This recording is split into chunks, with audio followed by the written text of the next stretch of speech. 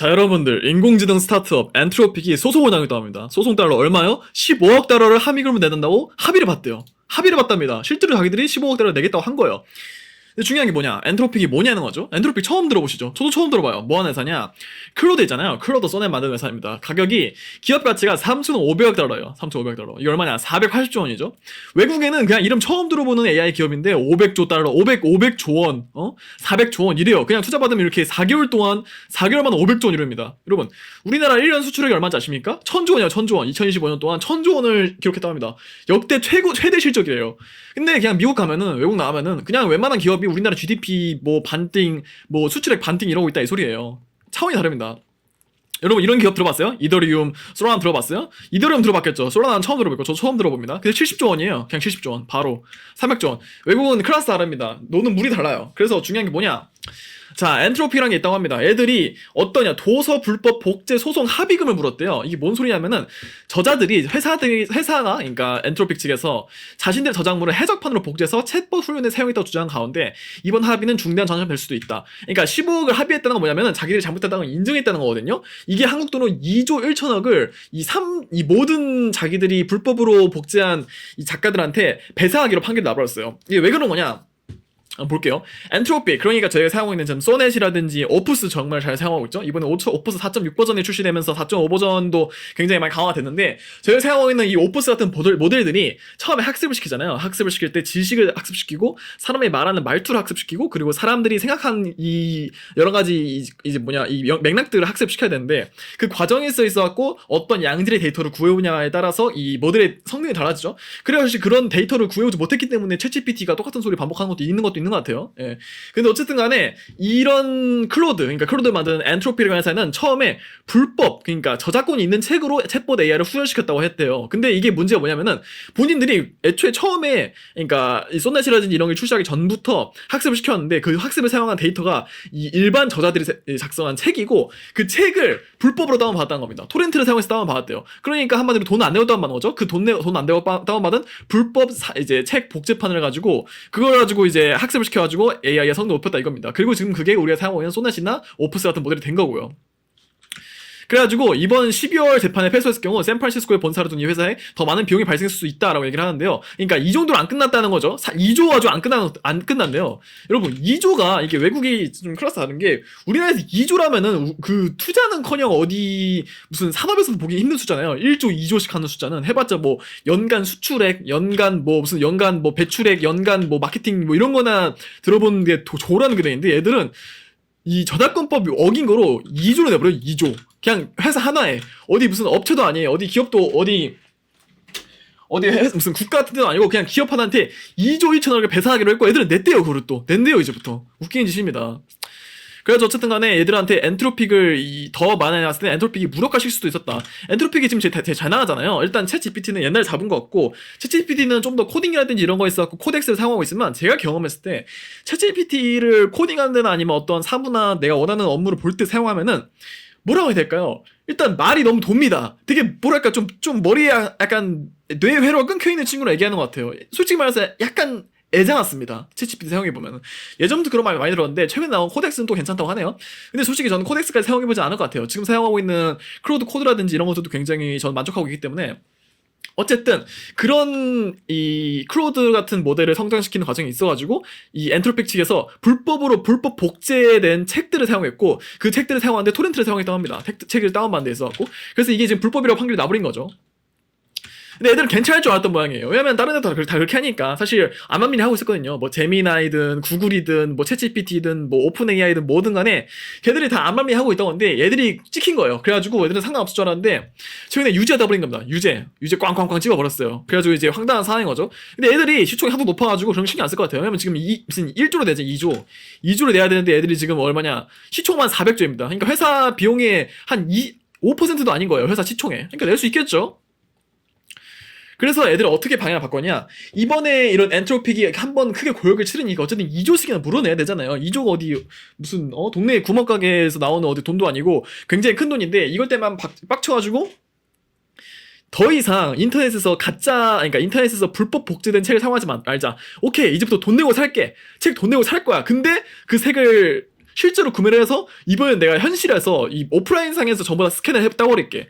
그래가지고 하고 있는 게 이제 프로젝트 파나마라는 프로젝트입니다. 엔트로픽 AI에서 200만 원씩이나 되는 책을 완전히 파기를 시켜서 그 안에 있는 모든 텍스트라든지 목차라든지 컨텍스트 같은 것들을 전부 다 학습시켜서 지금 만들고 있는 오프스 4.5, 4.6 같은 고급 AI를 만드는 데 사용하고 있다 이 소리입니다. 근데 저희가 알아야 될 게 뭐냐면은 어쨌든 간에 우리가 지금까지 인류가 지금까지 써왔던 기능들 그리고 지식들 그리고 책에 써놓은 이런 인사이트 축적된 인사이트를 가지고 AI가 성장을 하고 그리고 그걸 기반으로 해서 AI가 지성을 갖춘다는 게 되게 인상적인 대목인데요. 원래도 저희가 합성 데이터라든지 이 질문에서 질문하시고 이끌어내는 걸 합성 데이터로 인해서 굉장히 크게 성장할 수 있었지만 AI 모델 자체가 결국에 엔트로픽 그러니까 이 클로드 같은 AI가 굉장히 각광을 받을 수 있었던 이유 중에 하나가 뭐냐면은 사람처럼 얘기해서 사람처럼 어쨌든 간에 AI라는 거는 사람과 기계 간의 소통이잖아요. 그 기계는 어마어마하게 무슨 코딩할 수 있는 능력을 갖추고 있고 그리고 어마어마한 컴퓨터 능력을 갖추고 있고 모든 수학 문제를 풀 수 있는 능력이 있지만 어떤 문제를 어떤 방식으로 어떤 방향성으로 풀어야 되는지는 모르고 있단 말이죠. 그렇게 할 수 있으면 지금 이런 논란이 필요 없겠죠. 토론도 필요 없고 걔들이 다 알았을 테니까. 클로드가 이렇게 각광받는 이유 중에 하나는 뭐냐면 사람처럼 얘기하고 인간 친화적으로 대화할 수 있는 능력을 갖췄기 때문이에요. 그거랑 같이 동반해서 코딩 능력이라든지 수학 능력이라든지 문제 해결 능력도 굉장히 뛰어나기 때문에 이런 엔트로픽에서 클로드가 많이 사용한 거라 생각하거든요. 저도 실제로 그런 면 때문에 클로드를 계속해서 사용하고 있는 것도 있고요. 어쨌든 간에 이런 걸 하려면은 인간의 데이터를 잘 수집해야 된다 이 소리예요. 그 과정이 있어가지고 프로젝트 파나마라는 걸 기획을 해서 저번에 이제 AI라 한다. 불법으로 복제해서 이제 많이 고역을 치렀으니까 이번에는 실제 책을 전부 다 파기를 하고 있다 이 소리입니다. 근데 이게 나쁜 행동일까요? 저는 솔직히 잘 모르겠거든요. 왜냐면 지식이라는 게 결국 누구의 겁니까? 엔트로픽이 만드는 클로드라는 이 AI 모델이 결국 인류한테 그리고 대부분의 사람들한테 자신들의 서비스를 제공함으로써 더 많은 이런 지식들을 공론화시킬 수 있고 민주적인 방식으로 제공할 수 있으면 된 거 아니에요? 저는 사실 그렇게 생각하거든요. 근데 이제 이런 작가들 입장에서는 아니다 이거죠. 왜냐면 내가 그 책을 한 권 쓰는데 여러분 책 한 권 쓰는데 보통 5만자가 들어갑니다. 200페이지에서 250페이지짜리 하나인데 4만에서 5만자가 들어가고 그 모든 책들은 뭐 1년에 걸리든 2년이 걸리든 간에 엄청난 양의 시간과 에너지가 들어가고 그 책을 쓰는 과정에 있어가지고 퇴고도 많이 해야 돼요. 그러니까 5만자 썼다고 끝이 아니고 그 5만자를 쓴 거랑 거의 똑같은 시간을 다시 퇴고하는데 사용해야 됩니다. 왜냐면 저도 옛날에 책을 쓰러 노력해봤고 오랫동안 글을 써온 사람 입장에서 자신이 만든 이런 저작물이 심지어 불법 복제물로 통해서 이런 AI 수집에 사용되고 AI를 학습시키는 데 사용하면은 되게 좀 마음에 안 들 것 같아요. 그리고 무엇보다 이렇게 되면 예를 들어서 어떤 유명한 작가가 있어요. 무슨 해밍웨이를 쳐볼게요. 해밍웨이를 죽었으니까 상관없겠지만 해밍웨이가 살아있다고 쳤을 때 해밍웨이가 쓴 글들을 사실 AI한테 요약해달라면은 그냥 AI가 요약해주는 거예요. 해밍웨이가 쓴 어떤 책, 그 책에 대해서 이제 결말을 요약해줘. 결말에 해석도 해줘. 그러면은 자기 스스로 생각할 필요 없이 그 책에 대한 모든 컨텍스트가 그 사람한테 들어오게 되는 겁니다. 그런 것들 때문에 어느 정도 저는 경계하는 것도 있는 것 같아요. 이런 작가라는 사람들이. 근데 결국 중요한 건 뭐냐면은 지식이 그래서 누구의 전유물이냐는 소리예요. 아니 글 쓴 사람들도 책 쓴 사람들도 어쨌든 간에 대부분의 사람들이 이걸 보고서 여기에서 지식을 얻고 재미를 얻고 즐거움 얻었으면 하는 마음을 쓴 거 아니에요? 그러니까 이 사람들이 클로드가 이런 식으로 그냥 뭐 복제해서 갖고 와도 오케이 그럼 니들 이제 이거 갖고 이제 계속 말꼬리가 잡는다 이거지. 오케이 알았어 돈 주고 살게. 돈 주고 사는데 이제부터 다 파기할게. 저는 솔직히 이 자세에 대해서 크게 잘못했지 않았다고 보거든요. 왜냐면 어쨌든 간에 이런 작가들이 만든 데이터라든지 책 같은 것들도 결국 이런 클로드한테 학습이 되어서 인류를 위한 방식으로 쓴다고 하면 괜찮다고 생각해요. 근데 어쨌든 간에 문제는 뭐냐면 클로드는 이 사기업이라는 사기업, 공기업이 아니에요. 국가에 종속된 기업이 아니고 사기업이기 때문에 거기 위에 있는 이제 의사결정자 몇 명이 모든 데이터를 자기 맘대로 주무를 수가 있어요. 그게 어느 정도 좀 문제가 될 거라 생각하고 결국에는 근데 이 지식이라는 게 어쨌든 지식은 알리고 공유하고 서로 소통하면서 토론하는 과정에서 저는 더 성장한다고 믿거든요. 근데 이 지식이라는 거를 AI한테 학습시키면 안 돼라고 얘기하는 것도 사실 좀 웃긴 부분이라고 생각해요. 왜냐면 어쨌든 간에 앞으로 있어가지고 AI의 발전을 막을 수가 없는 것이고 그리고 이 AI가 학습시키는 과정에 있어가지고 인간들의 지식을 당연히 학습해야 되는데 거기에 있어서 제일 좋은 방식이 책이라는 거에는 뭐 반론이 여지가 없거든요. 근데 이게 인간이 읽어도 돼. 인간 돈 내고 사도 읽어도 돼. 그래서 사실 뭐 불법 복제는 마음에 안 들긴 하지만 근데 어쨌든 간에 인간을 읽어도 되는 책인데 넌 AI를 읽으면 안 돼. AI는 이걸 학습하면 안 되라는 게 사실 저는 되게 웃긴 거라 생각해요. 실제로 그렇게 생각해서 챗GPT, 제미나이, 구글, 오픈 AI 다 이런 회사에서도 그냥 이런 거 신경 안 쓰고 학습시키고 있는 겁니다. 그중에 그중에 엔트로픽, 클로드가 좀 더 잘하는 케이스인 거고요. 그래서 보면은 저는 이거가 결국 지식에 대한 반론이라고 생각해요. 지식은 누구의 것인가? 근데 그 책을 구매한 사람이 몫이 되는 것인데 그 시점부터는 더 이상 AI를 읽으면 안 되는 것인가? 저 이거에 대해서 되게 좀 이게 이렇게 얘기하면 좀 그렇지만 구시대적인 생각이라 생각해요. 왜냐면은 이 결국에 지식이라는 거는 결국 공유되는 거에서 가치를 가지는 거고, 지금 이런 AI 모델들을 다양한 사람들이 사용하고 더 어렵고 복잡한 지식도 쉽게 풀어줄 수 있는 AI를 통해서 오히려 더 어려운 전공 지식이라든지 뭐 기술 서적이라든지 아니면은 수학 서적이라는 거지, 이런 것들을 학습시킨 데이터를 가지고 그 AI를 활용해서 더 많은 사람들이 보편적으로 똑똑해지고 보편적으로 더 지능을 높일 수 있다고 생각하거든요. 스스로의 식견을 높이고. 그런 면에서 가지고 저는 이게 나쁘다고 생각하지 않습니다. 근데 문제는 뭐냐면, 어쨌든 책이라는 것은 작가들이 쓴 이 글들의 종합체고, 그 안에 엄청나게 많은 데이터가 들어가 있고 그 피와 이 열과 땀이 남아있기 때문에 거기에 대해서 자신들이 데이터가 이렇게 무단으로 사용되는 거에 대해서 어느 정도 의제를 한 거라고 봐요. 그리고 거기에서 실제로 2조 원씩이나 되는 큰 배상금을 냈고요. 이런 면에 있어가지고 저는 되게 뭐라고 할까요, 굉장히 과도기적인 시기를 보는 것 같아요. 실제로 지식의 주인이 더 이상 인간이 아니고 인간에서 AI로 넘어가는 과정을 보고 있는 것 같습니다. 굉장히 뭐랄까 신비한 기분이 들어요. 이 장면은 이 만화나 체인소맨이나 만화에 나온 건데요. 체인소맨에서 이 모든 데이터들, 그러니까 인간이 갖고 있는 모든 데이터들, 우주의 데이터를 전부 다 학습하면은 그때부터는 클로드밖에 말할 수 없다고 합니다. 원래는 할로윈이에요, 할로윈. 원래는 할로윈인데 제가 좀 각색을 했습니다. 재밌으라고. 근데 이제부터는 이 클로드라는 AI는 우주에 있는 모든 지식과 모든 책을 전부 다 학습을 해도 정신이 나가지 않고 말할 수가 있다, 이거예요. 저희는 지금 그런 시대에 다가가고 있는 겁니다. 그리고 이미 와 있는 시대예요. 저희가 바로 그냥 클로드 키면은 바로 켜집니다. 이 친구가 저희가 보고 있는 이 화면이, 저희가 보고 있는 이 오늘 어떤 도움 드릴까요 한 사람이 지금까지 인류 역사상 축적된 모든 지식과 모든 아이디어와 모든 생각들을 전부 다 가지고서 완벽하게 대답할 수 있는 천재 소프트웨어라는 거예요. 저희가 이런 시대에 지금 접어들고 있습니다. 되게 뻔해 보일 수밖에 없는 얘기라고 생각이 드는데, 어쨌든 간에 이런 작가들이 AI 엔트로픽 행위에 반대를 하는 것은 이런 불법적인 행위를 하는 것도 있겠지만은, 그것보다 더 크게는 인간의 전유물이었던 지식이 AI로 넘어가는 것에 대해서 그 역하게 변경되는 과정이 있어갖고 본능적인 거부감이라고 생각해요. 왜냐면 내 지식이 더 이상 인간이 아니고 기기를 위해서 쓰인다는 뭔가 공포감 같은 게 든다고 생각이 듭니다. 그래서 결국 이렇게 똑똑한 AI는 인간이랑 대화하는 데 있어가지고 불화를 느낄 수밖에 없어요. 그리고 실제로 불화가 느껴지고 있는 게 제미나이나 코덱스. 제미나이가 말하는 거 보면요, 얘가 엄청 똑똑하고 모든 걸 다 알고 있는 게 느껴져요. 그러니까 몸으로 느껴져요. 얘가 진짜 똑똑하구나, 내가 이미 다 알고 있구나. 근데 얘가 이거를 나한테 설명하는 거 어려워하는 거예요. 자기는 정말 머릿속에 모든 게 다 있는데. 이 미개한 인간들이라 이거죠. 얘들은 다 이해를 하고 있어. 머릿속에 전부 다 들어가 있는데, 모든 지식과 모든 방식과 해결 방법이 있는데 그거를 인간이 알아들을 수 있는 방식으로 풀어서 설명하는 게 너무 어렵다 이거예요. 그런 면에 있어가지고 이 클로드라든지 이런 게 고평가를 받은 이유도 이 모든 인간적인 데이터, 인간적인 책, 그리고 소설, 아이디어, 뭐 무슨 이제 뭐 단편 영화, 무슨 장편 영화, 그리고 이제 뭐 짧은 글들, 생각들, 서기들, 모든 인간이 쓴 글을 학습해서 그 과정에서 인간이 어떤 기준을 가지고 생각하고 어떻게 말했을 때 더 잘 알아듣는지에 대해서 연구를 했기 때문에, 그런 면에서 가지고 이 오픈 AI라든지 뭐 챗GPT, 제미나이보다 훨씬 더 나은 퍼포먼스를 보이고 있는 걸 생각합니다. 실제로 저는 대체가 났다고 봐요. 오픈 AI는 끝났다고 보고요. 더 앞으로도 뭐 코덱스라든지 이런 메이저한 약간 마이너한 사용층이 있긴 하겠지만, 전 오픈 AI의 수명은 얼마 남지 않았다고 생각하고, 앞으로는 제미나이랑 이 클로드 두 개가 경쟁이 될 것 같습니다. 어쨌든 결국에 이렇게 엄청난 양의 데이터를 학습한 AI는 머리가 똑똑할 수밖에 없고 우리가 하고 있는 모든 고민에 대한 답을 갖고 있을 거예요. 근데 문제는 뭐냐면 이거를 설명할 수 있는 방법이 없다는 겁니다. 우리보다 지능, 예를 들어서 여러분, 우리가 평균적으로 지능 IQ가 뭐 110, 120 이러잖아요. 저는 IQ가 140 정도 돼요. 자랑입니다. 근데 이런 110, 120인 사람이 140인 사람이 얘기할 때 답답해요. 누가 답답하냐? 똑똑한 사람이 내가 갖고 있는 생각을, 이 머릿속에 있는 이 작동 구조를 IQ가 더 낮은 사람한테 설명하는 게 어려워요. 근데 저는 또 제가 만약에 IQ가 140인데, 자랑입니다. 두 번째 말하겠지만, 제가 만약에 폰 노이만 만났다 쳐봐요. 폰 노이만이랑 이세돌 씨 만났어요. 그래서 이세돌이 나한테 정말 쉽게 바둑을 두는 법을 설명하라고 해요. 이 사람 머리가 존나 좋으니까. 근데 내가 알아들을 수 있겠어요? IQ 140다리가? IQ 140다리 고졸이? 못 알아듣겠죠? 같은 맥락으로 폰 노이만, 이 사람 뭐 IQ 뭐 180, 190, 200까지 간다고 해요. 인류 역사상 가장 똑똑한 사람입니다. 이 사람이 이런 IQ를 가지고 나한테 수학에 대한 이 미적분학, 그리고 미적분학이 아니지, 약간 양자 역학에 대해서 최대한 쉽게 설명하라고 해요.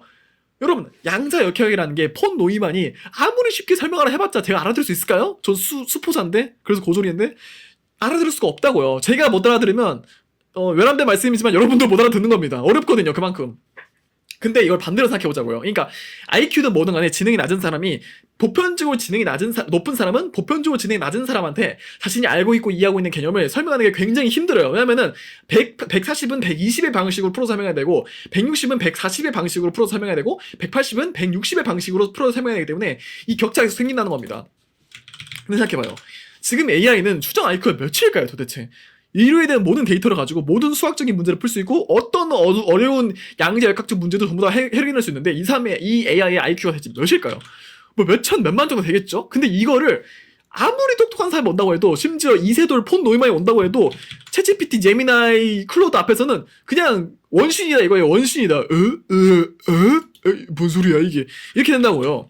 어쩔 수가 없습니다. 왜냐면은 IQ가 이렇게 지능 차이가 크게 나면은 이거를 쉽게 풀어서 설명하는 것 자체가 일이기 때문이에요. 그래서 사실 AI끼리는 쉽게 대화할 수 있지만은 그걸 인간이 사용하기 위해서는 똑똑한 AI에 인간이 여기에다가 이제 방향키를 꽂고서 조종하기 위해서는 결국 인간이 설명할 수 있는, 그러니까 인간이 알아들을 수 있는 방식으로 풀어서 설명하는 능력이 AI가 갖추고 있어야 되고, 그 갖춘 AI가 특히 엔트로픽이 만드는 클로드 같은 AI들이 더 인간들한테 더 와닿을 수가 있다는 겁니다. 같은 문제 해결 능력을 갖고 있더라도, 예를 들어서 개발자 3명이 있습니다. 그러니까 셋 다 능력이 똑같아요. 근데 한 명은 사회 장애가 있어요. 말을 못합니다. 사람이랑 눈을 못 맞춰요. 두 번째, 이제 B 개발자라는 사람은 말을 굉장히 잘해요. 똑똑합니다. 근데 개발은 좀 못해요. 세 번째 사람은 그냥 평범합니다. 이 관원에서 능력이 좀 평범하고 이제 완전히 똑똑하지 않더라도 어쨌든 문제 해결을 할 수 있기 때문에 B 개발자한테 오히려 이런 비전공자라든지 B 개발자한테 더 설명을 잘할 수 있는 사람한테 일을 맡게 된다는 거예요. 그게 저희가 있어갖고 저희 입장에서는 지금 클로드라는 겁니다. 그리고 그 클로드가 이렇게 똑똑하고 사람이랑 잘 소통할 수 있는 이유는 바로 이렇게 엄청난 양의 데이터를 실제 책을 불법 복제까지 해가면서 이 데이터를 얻었기 때문이라고 생각해요. 그래서 이제 어쨌든 간에 아직까지는 AI가 저희들한테 호의적이잖아요. 그리고 AI를 만든 사람도 저희한테 호의적이고, 그러면은 이렇게 알려줄 때 잘 들어야 되는 거예요. 아직까지는 AI가 저희들한테 말을 잘 설명해주기 위해서 꼭꼭 씹어가지고 이제 애기한테 이유식 먹이듯이 잘 설명해주고 있잖아요. 지금은 당장 이렇지만 나중에 어떻게 될까? 저도 잘 모르겠어요. 근데 결국에 엔트로픽이 한 행위는 뭐냐면은 인류에게 주어졌던 데이터를 결국 AI한테 먹여버린 거예요. AI한테 전부 다 던져져 버린 겁니다. 그러면 어쨌든 간에 이런 인류의 데이터를 먹였으면은 인류 친화적인 행동을 해야 된단 말이죠. 근데 문제는 뭐냐면 클로드는 사기업이에요. 엔트로픽의 행위에 정당이기 위해서는 인류 전반한테 공리주의적인 이득이 돌아와야 되면 합니다. 그거에 대해서 얘기하고 있는 게 일론 머스크가 기본 고소득이죠. 기본 고소득이 뭔 소리냐? 그냥 딱 쉽게 얘기해 줄게요. 뭐든 일을 안 해도 하루에 한 개씩 두쫑쿠를 먹을 수 있다는 겁니다. 왜냐면 두쫑쿠도 인간이 안 만들고 기계가 만들고요. 두쫑쿠를 판매하는 것도 인간이 아니고 기계가 하고, 그리고 두쫑쿠를 사기 위한 돈도 인간이 아닌 기계가 벌어줘요. 그래서 앞으로는 누구나 1 두쫑쿠를 할 수가 있게 된다는 겁니다. 이게 앞으로 생각했을 때 기기가 인간을 대체하고 엄청난 효율적으로 냈을 때 나오는 잉여소득을 인간한테 배분했을 때의 기본 고소득이라는 이제 상상입니다. 근데 이건 전 많이 멀었을 것 같긴 한데 이거에 대해서 할 얘기가 좀 많긴 해요. 이거를 유니버설 하이 인컴이라고 합니다. 유니버설 하이 인컴.